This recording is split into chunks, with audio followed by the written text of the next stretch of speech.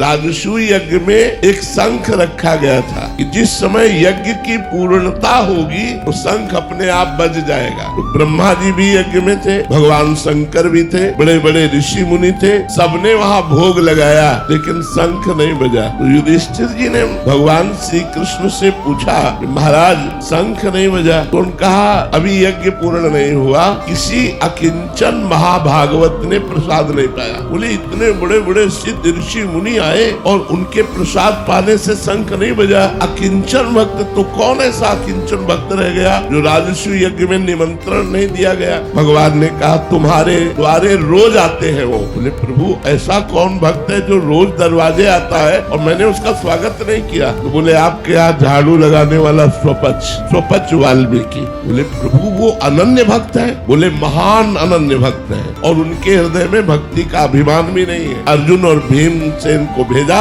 जाओ उनके घर और उनको निमंत्रण देके बुलाओ और रसोई तैयार करें द्रौपदी, और जब उनको सम्मान से पवाओगे तब यज्ञ पूर्ण होगा।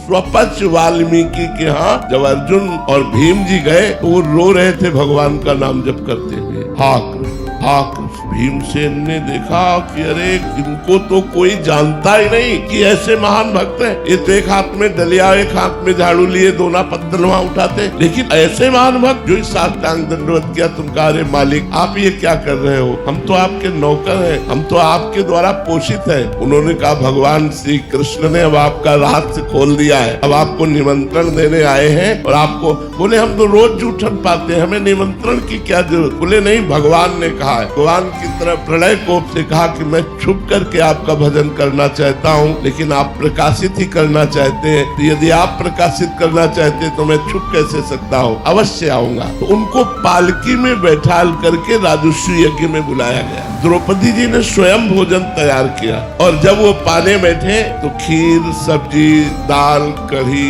ये सब एक में मिला लिया।